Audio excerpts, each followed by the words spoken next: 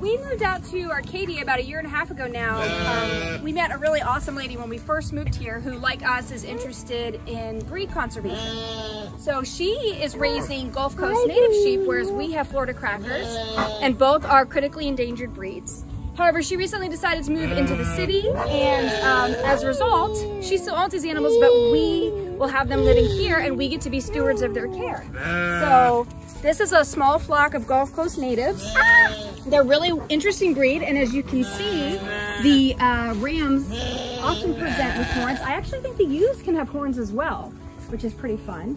And the horns are particularly helpful for training the dogs, because the dogs do not want to mess with those horns.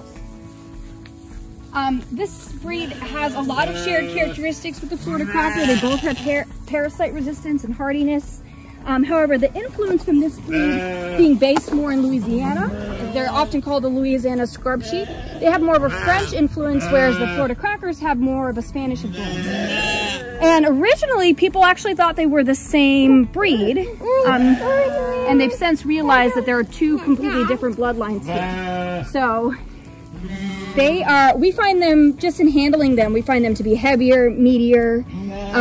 As you can see, the two rams, Arthur and Sebastian, they definitely have a way more tough look than our Florida cracker rams. They look like they could do some damage with those big heads.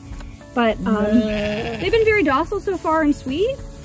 And we're really excited to spin up their fiber and see how it compares to the Florida crackers, and then also to see how they do here on our farm.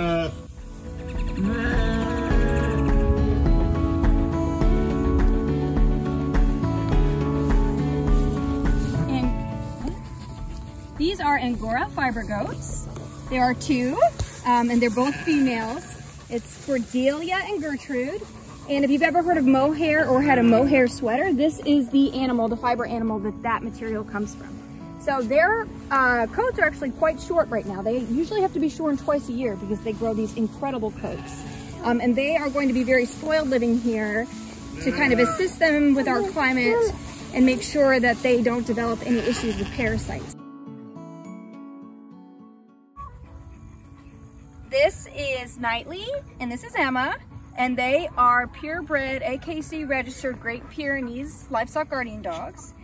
And they also belong to our friend, but they are living here as our guests. And they are excellent protectors. We actually just saw Knightley. He was over there licking one of the rams, a ram that has pretty incredibly large horns. And it just kind of shows how gentle they are with livestock, which is what makes this breed so unique and almost bizarre in a way, that they can be so tough with predators and so gentle with livestock animals. And they're so pretty. She in particular, Emma, I find to be very feminine looking. She's a very pretty dog. Oh, girl.